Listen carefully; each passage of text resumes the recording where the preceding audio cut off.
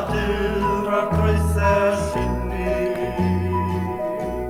fel can y gwynt lle nid oes list a glyn.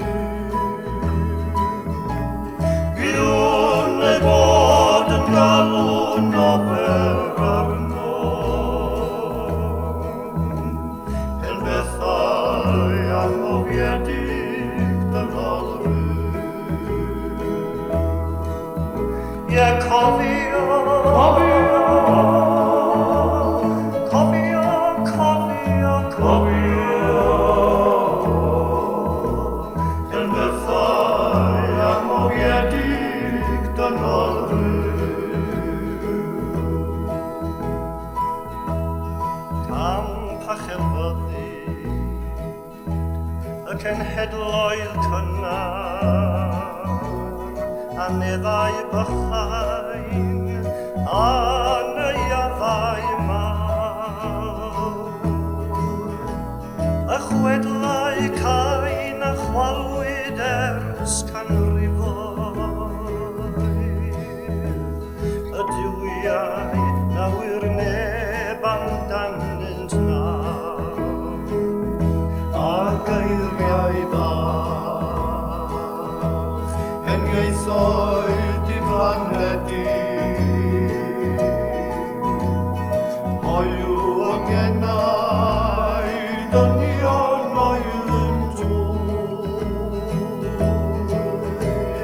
a thrws i'r Crist ymharab y plant bychain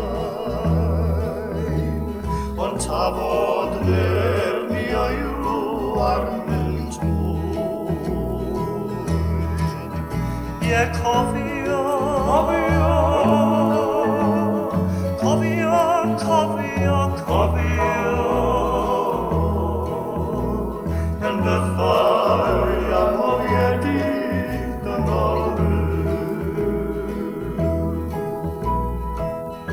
O genedlaethau i'r i fedidau